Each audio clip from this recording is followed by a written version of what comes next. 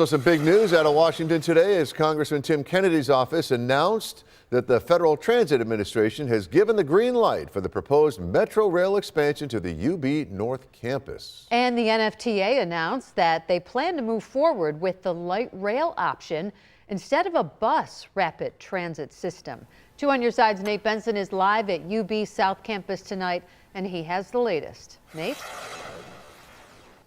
Yeah, good evening, Scott and Mary Alice. I'm just outside the University Station with the Metro line, and this has been a small but significant step in a process that's been decades in the making for those who support more light rail in Western New York.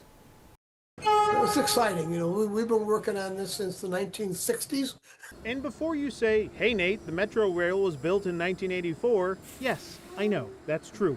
But light rail has been talked about since construction of the UB North campus began in 1968. Despite being a very car-centric region, transportation advocates have pushed for multiple light rail lines throughout Western New York. We think that there's going to be a lot of development potential as well along the light rail to Amherst. Now the 7+ mile expansion from UB South to UB North is one step closer to happening. The expansion will cost north of $2 billion, and Congressman Tim Kennedy announced Tuesday that the Federal Transit Administration has given its blessing and approved the environmental impact statement. Apparently, no loons will be impacted by the project. It's finally happening, and the exciting part too is that the NFTA actually has funding to do the next step, which is the engineering design.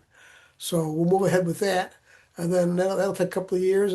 There were several options on the table for the NFTA, including do nothing, develop a bus rapid transit system, or light rail. In a press release, the NFTA said, quote, the LRT extension will provide fast, reliable, and convenient transit service, offering a one-seat ride between UB's campuses and reducing traffic congestion by shifting automobile trips to transit. No NFTA officials were available Tuesday for an interview. However, Doug Funke from the advocacy group Citizens for Regional Transit was, and he always believed that light rail was the best option.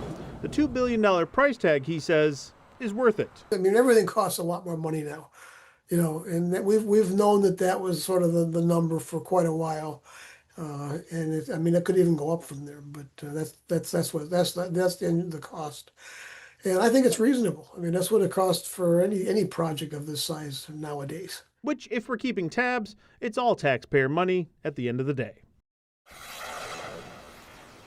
Now, as for what happens next, the NFTA will begin a formal design process which should take at least a year to complete.